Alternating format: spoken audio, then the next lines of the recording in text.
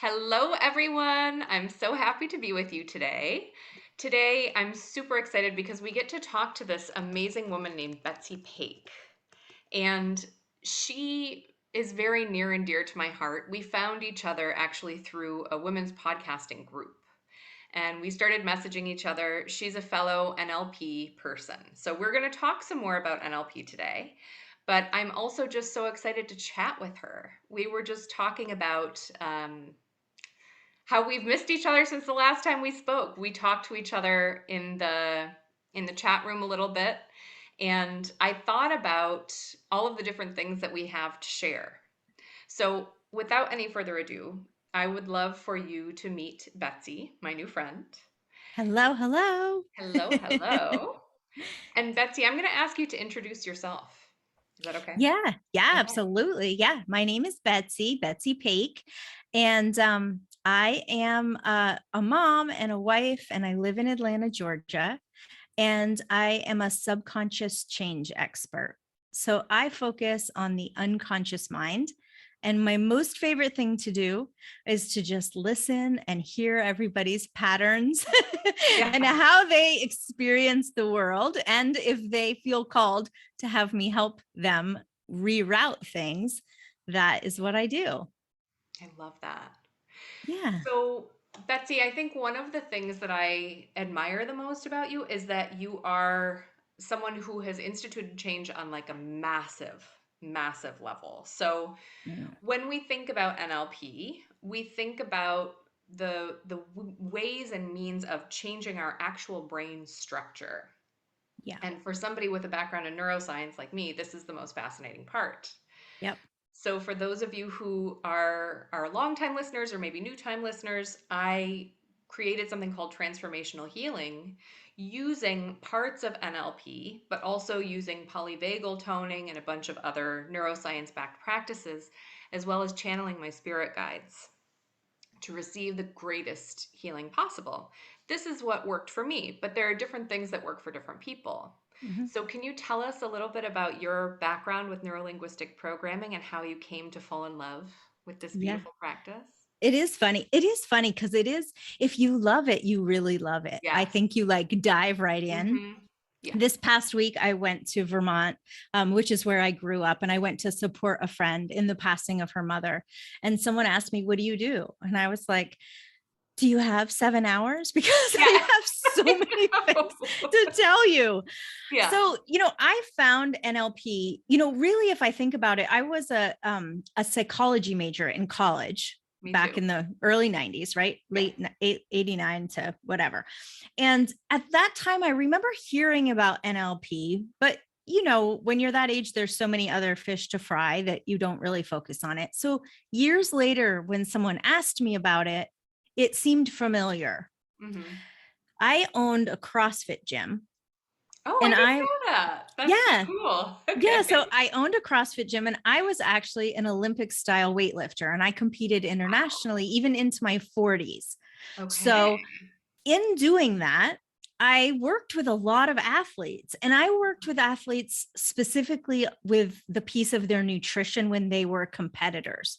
Okay. So, how Olympic style weightlifting works is you get put into an age bracket and a weight class. Okay. So, it's very interesting mind spam there Yeah. because you're worried about your weight, but not because of what you look like at the beach.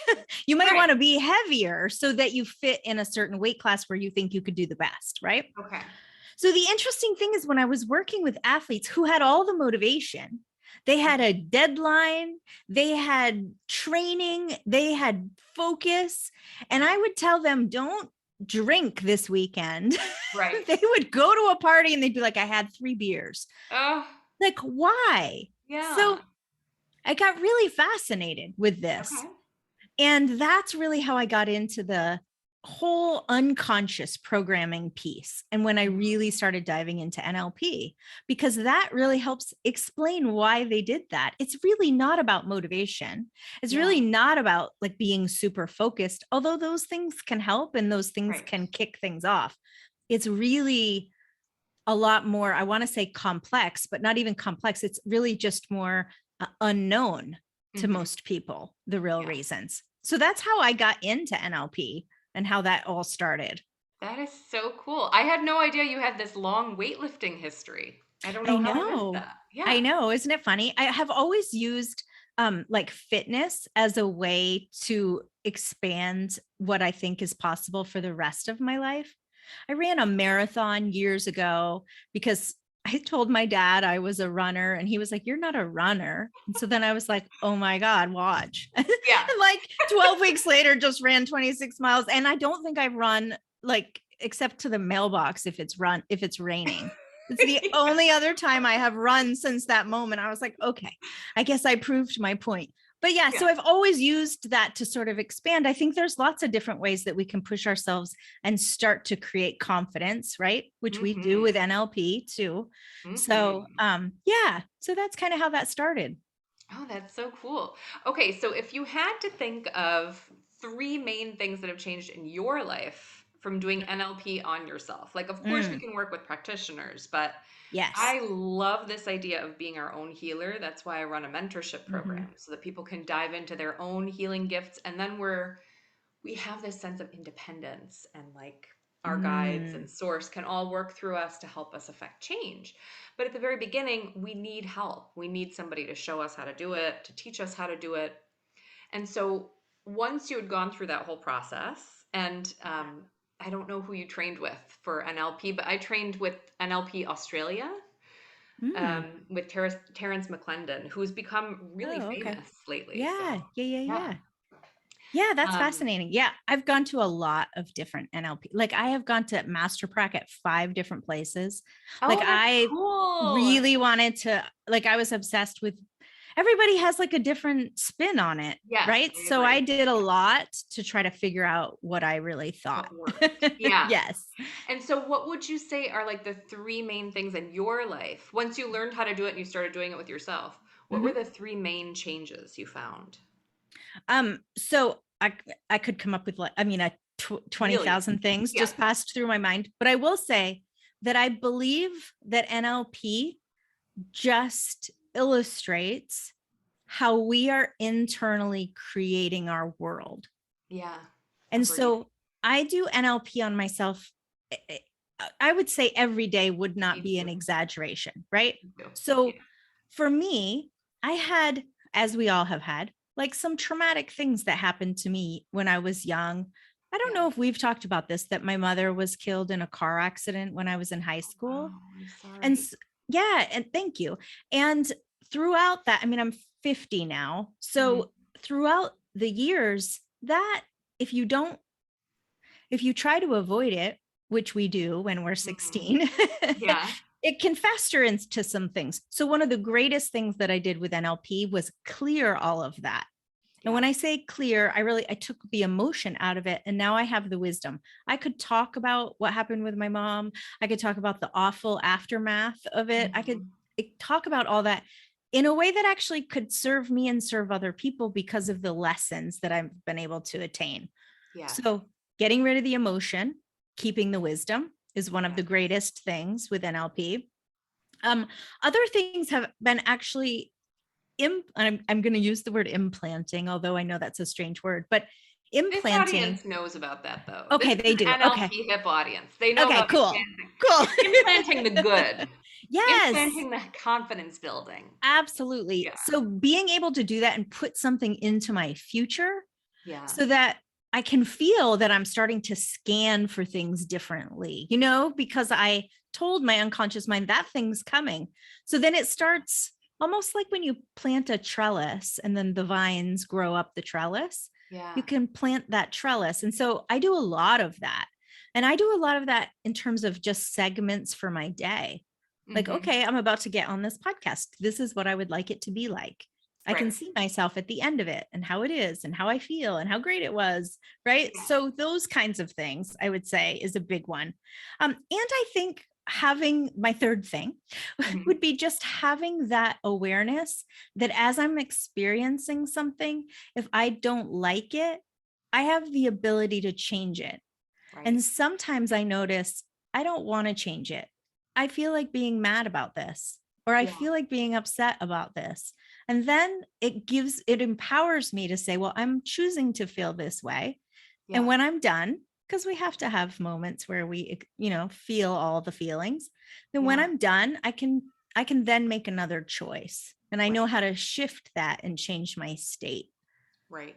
I think that's so important too because we've just had this massive thing happen on our planet for 2 years of Mm, isolation and people we love dying and all of these things. And I think it's easier now for a lot of my clients anyway to shift into that sort of depressive state just because it's yes. been so much all at once and for all of Mhm. us, right? Like there's no one who's been excluded. Yeah. And so I've been using NLP a lot more for that recently, not only for myself but for my clients. I mostly use it for traumatic memories Yep. as a means of healing PTSD. Um, Yeah. as you know, I'm a therapist also, and I Right. am certified in EMDR, and it was all about EMDR for a while. I Yeah. had the little buzzers that for people who don't know, EMDR is another means of healing Hmm. post-traumatic stress disorder, and it's been used a lot in like the VA with the veterans and that kind of thing, and I do think it's really effective. It's derived from NLP, Right. EMR, And that's the EMI. thing, Hmm. it's derived from NLP, and Hmm. it incorporates a lot of the same structures to help you heal. And if you're a very tactile person, maybe that works better for you with the buzzers. Yeah. Yeah. But where EMDR is limited is Mhm. in that future processing. Like, okay, Yeah. this is how I want this podcast to go. Or, Mm. yes, I'm getting into kind of a depressive state right now. I don't really have to obsess about the reasons. Let's get out of that state. That's, Yes. in my opinion, anyway, and I'm sure many therapists will write in and disagree with me, but in my opinion, that's one of the limitations of EMDR versus neurolinguistic programming because it doesn't really cover those topics. Yes, yes. Like the breadth of NLP is just so much, it's so vast. And that's, one of the cool things I think about NLP is that you can learn all the tools and all the things, but you can make up your own when you understand how it works and what the basis of it is. And I Agreed. think that can be really powerful when you're working with somebody that maybe is like having a hard time shifting something or letting something go. You can use your own metaphors and ways of working with them and what you know with them to create something else. I mean, that's how a lot of processes were created, just by, I'm just going to try this, Yeah, and see if it works. And I think that's awesome. I agree. I agree. Yeah. So tell us a little bit more about your practice. Like because everybody here is a very spiritual being, as you and I are, Mm-hmm. and they're here Yep. for the spiritual parts as well. So Yeah. tell us a little bit about your daily practice. I know you do NLP every day. Yeah. What else? Yeah. One of the things I like is at night when I get in bed, y- you know, and I'm sure you've talked about this before, but our brainwave pattern goes through a series of different patterns when we are going to sleep and when we're waking up. And Mm-hmm. so that kind of goes down, we kind of go down into that. It's that like when you're watching a movie at home at night and you're like really sleepy, but you're still kind of watching and it like feels good. Yeah, that I love that too. Yes, I love that. So when I'm going into that, I really try and be able to just visualize what I want or imagine myself doing the thing and how great it is because I'm in that state, right? It's a state Mhm. of hypnosis where I can really create and be creative. One of my things in the morning, I love my mornings. I really try not to use my phone in the morning just to give myself that space. Mhm. And what I do is I immediately, now, this is going to sound strange to people because I think a lot of people like to write and physically write, and Yeah. that in itself is a process Yeah. of connection. But for me, I have always taken my hands and put them on the keyboard and shut my eyes. Okay. And then I just ask, what do I need to know today? Mhm. And I'll say typically I'll just write out a bunch of stuff that I'm thinking about to kind of get it, I unload it, Out.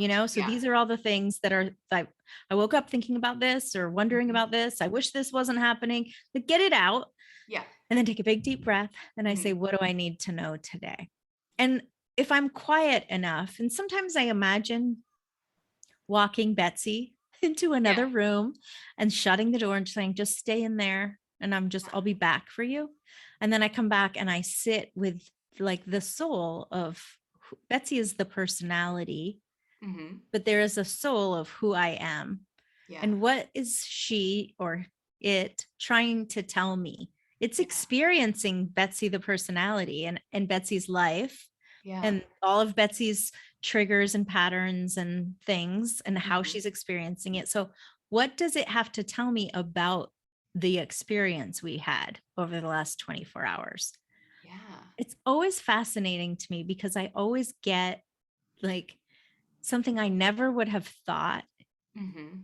Sometimes Betsy, the personality, is like, oh, shut up.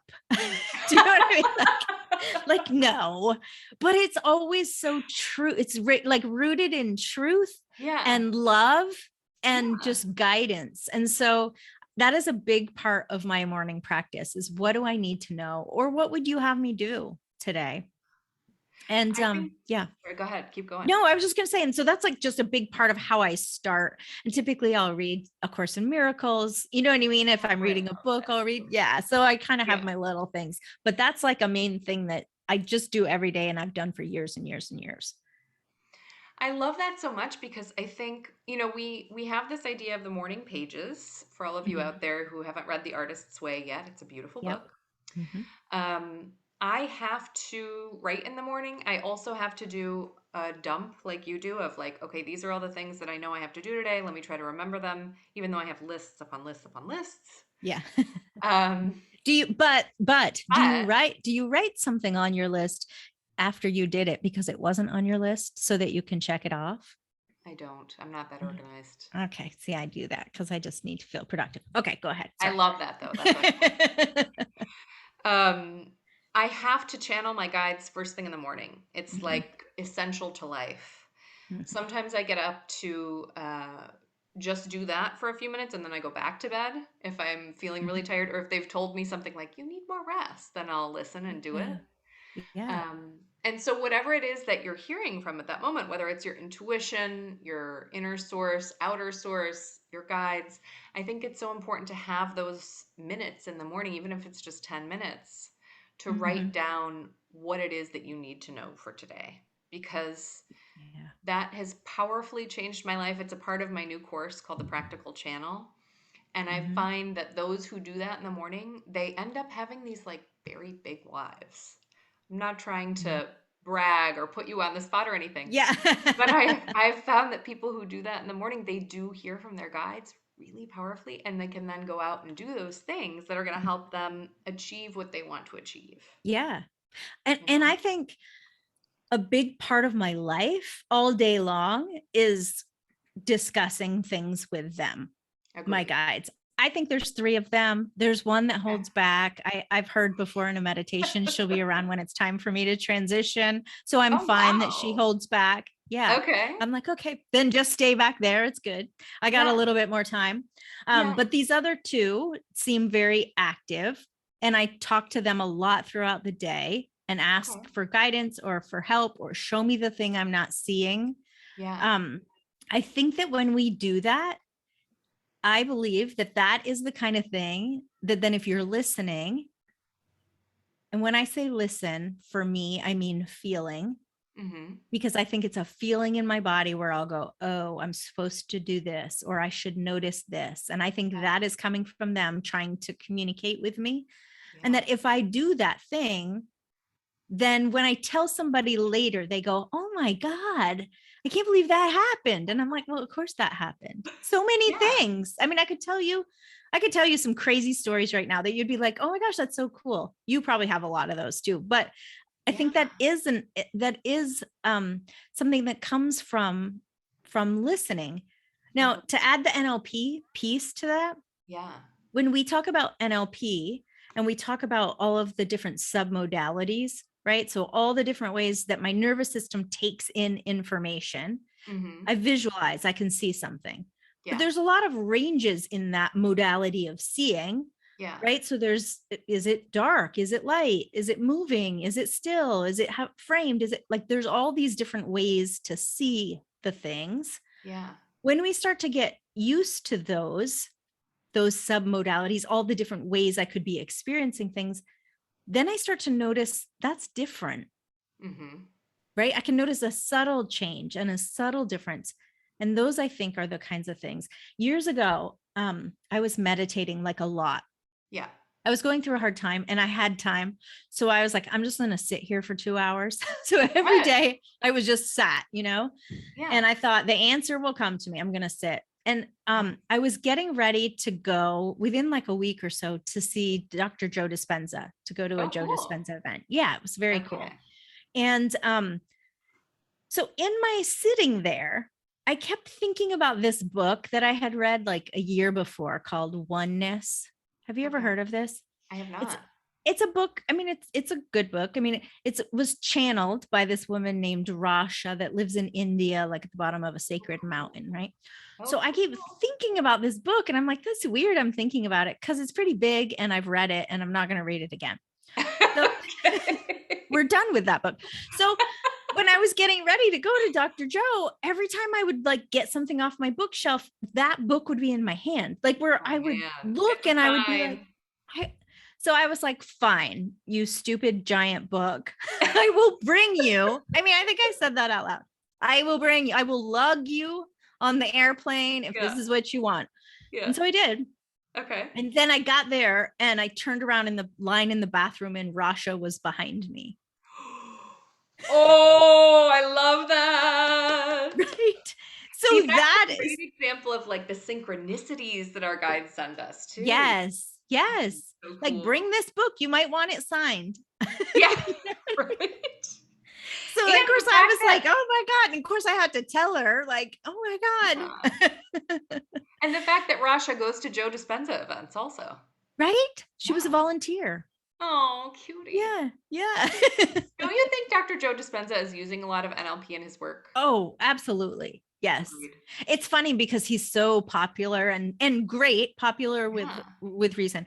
But sometimes he says stuff and I'm like, oh, I could have said that. Right? I know that. It did kind of make me go like, I need to be louder because I apparently know. he's just louder. I mean, honestly, this is something I talk about with my mentorship clients all the time.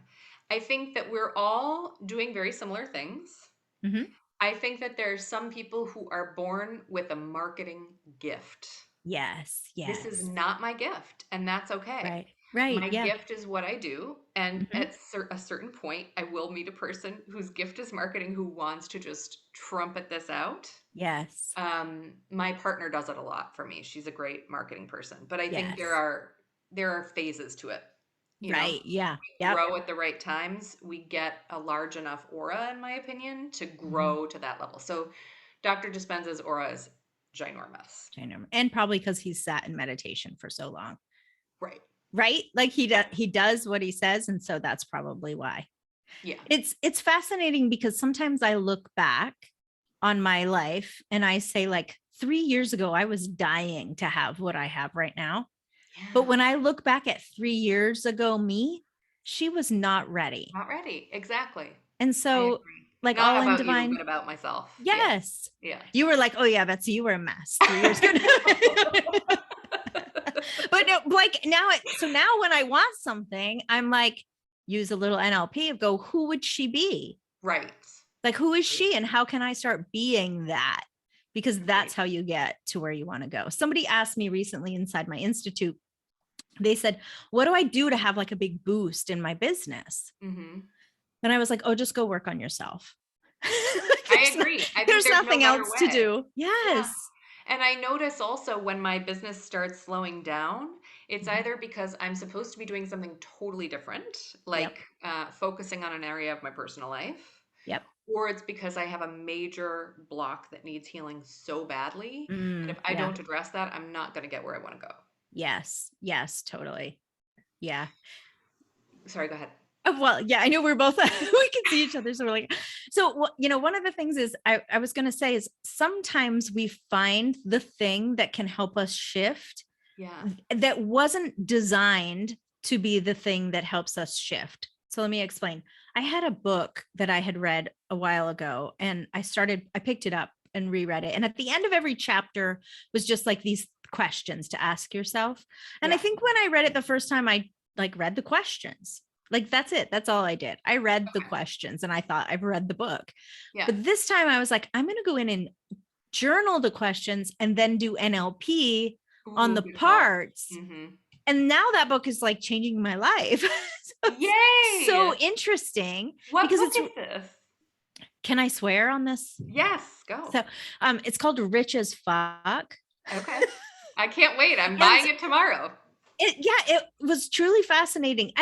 I did a lot of work on money Okay. years ago, and I haven't, like, if somebody said, what are your 5 major blocks? Money probably wouldn't be one of them, Okay. but there's always things to uncover. And when I saw that book, I was like, I want to she's very successful marketer. Okay. So I was like, I want to understand her. Who do I Yeah. have to be? Yeah. Right. Which is really was my intention originally. But Yeah. then I was like, let me just do this. And then I was in NLP, I do time techniques. Oh, And cool. Okay. yeah, and so moving back and forth Explain on to our our timeline. listeners about that a little bit. Yeah. So time techniques is the idea that our unconscious mind organizes time. Mm-hmm. Now, I'm not personally 1,000% sure that Okay. my unconscious mind organizes it linearly, Linearly. linearly. Thank you. Linearly. Here's one thing I never try to be as perfect. It's fine. So there, I could highlight your genius by having that moment. So on a line. So but I don't know that it's necessarily on a straight line, but Yeah. that's the visual that we use when we move like back and forth on what I call the timeline, right? So Yes. time techniques actually lets me go back to the very first time that I thought this limiting belief or I had this limiting emotion. Mm-hmm. And if you think about emotions gestalting, like gathering together, if Yes. we can go back to the very first time, Yeah. then we can release it. And I see this a lot with people that they get cut off in traffic and Mm-hmm. then they want to like ram your car and cut your head off and throw it into the trash can. And Yeah. you're like, gosh, the reaction doesn't match What just what happened? just No, happened. it's based on trauma. I'm telling you. Yes, totally. So being able to go on the timeline and go to that very first time lets you release all that. So Mm-hmm. now somebody cuts you off, you still be you're can still be annoyed or mad or feel Yeah. like it's dangerous, but you don't want to like go and find their whole family to kill them. To kill them. Like it's just different. I agree. And I think that's the coolest thing about NLP is when I'm using it with clients and when I'm using it with myself is when we go back to that initial trauma, like if we can get there, right? So usually Mhm. there are a few sessions to get there, Yep. unless the person's journaling game is just really on point. Right. Yep. We go back to the initial time that they had got into a car accident, probably with that example, Yep. and we rewrite that old experience. And I love to bring in the senses. So, like, what did you see? What did you hear? What did Yeah. you smell? But we're changing all of that now. So, what are you seeing, Mm. hearing, smelling, tasting as you're calmly driving? Someone cuts you off in traffic Uh, and it's no big deal. yeah. And I think that when we get back, when we discover what that original time is, what the guides always show me is it lifts off all the other traumas that are stacked on top of that are linked in our Yes. brains. Yes. Yeah. And the latest work of Goddard, who's like one of my favorite Mhm. neuroscientists, shows us that. Yeah. How cool Yeah. is that? How Like we can cool is that? actually retrain our brains out of all of these different levels of trauma by just rewriting this one initial thing. Right. And when Right? I do it, very similar. Um, and I am focused on the lesson Yeah. because if I was at a picnic table with me right now, and Mhm. then 25-year-old me and 15-year-old me, and I said to all the me's, tell me the story that happened when you were 15. Yeah. Every version of us would tell something different because we've Okay. had more experiences. Yeah. So if we go back to that very first time that you felt like you weren't good enough for your mother or whatever it Yeah. was, now at 50, I would see that differently and I can get a different lesson. Yeah. And when I get a different lesson and I carry that forward, now everything seems different because the Mhm. lesson isn't, well, you're not good enough. Now the lesson is, my mother was having a really hard time and I'm fully worthy just because I'm me. Like that's just different. Yeah. So yeah, so it's really fascinating just to watch and to see people's faces. I'm sure you experience that too, Yeah, it's where so then much you're fun. like, oh my God, you look so young. Yeah.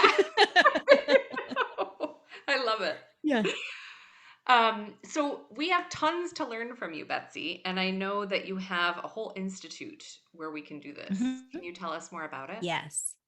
Yeah, so I have the Alchemy Institute, which is where you actually can become a board certified practitioner of NLP, of a master practitioner of NLP. I also teach you time techniques, emotional freedom technique, which you're familiar with, I'm sure, with the Tapping. tapping. Yeah. Yep. And something I call deep streaming, which is that thing that I do in the morning, but I actually can do it with clients to help facilitate. So deep streaming facilitation, as well as like success coaching. So I can teach all of that. And it's an on-demand program. It's called the Alchemy Institute. And you can find it by going to my website, just betsypake.com. That's incredible. I love it. I'm Thank so you so much excited for to be having with me. you. Of course. I'm Thank you so much for being here. the first time you were on my show, then I was like, I talked about you a little bit. My husband was like, what did you do? Did you just interview her on your show? But everybody will have to listen to your interview on my show is coming out. But yeah, we just clicked. We do So click. yeah, And I actually think a lot of it is about, I think so much of it is about being into the same things. I think yeah. if you become a certified NLP practitioner, Mhm. that changes the whole way that you see the world and the way that you see Mm, people. And so I'm just yes. really excited that you've put this out into the world in such a digestible way and in a way that gets people certified because we need so many more NLP practitioners out there Mhm. after the last 2 years. Yeah. And I think even people, you might be listening, and I know I talk to so many people that are like, well, I don't want to be a coach. And I'm like, well, You do don't you want have to be a to. better communicator at your job? Do you want to be able to Right. heal yourself every day? Like, Right. it's powerful stuff just for everybody to know. They don't teach us that stuff in school. Like, they teach us like math, and I don't have to know math. I have a little handheld computer. You know what I mean? But they teach us stuff that sometimes we're like, I need to know how to do my taxes, but I don't need to Yeah. know like my calculus for me. For me For also. me, for Yeah. me. But I think that it would just be so nice if schools shared some things. There's so much trauma. And I think even more so now, young people Hmm. experiencing just really hard things in the world. And we need to have a way to be able to heal ourselves. Betsy, future idea. We should try to get NLP in the curriculum in public schools. Right. I know I've thought about this, how to make it in like a way that either we're training teachers where they can be using it Ooh, in that all would of be their awesome. stuff, right? It could be so Yes, cool. I Yeah. agree. All right, Change the world. everybody. We need to clone ourselves and change the world. I know. Well, thank you so much for being here, Betsy. You're so much fun to talk to. You're so much Yes. fun to learn from. I'm going to drop Betsy's links below so you can check out the Alchemy Institute. And I hope you all have a beautiful day. Thank you so much for having me. Of course.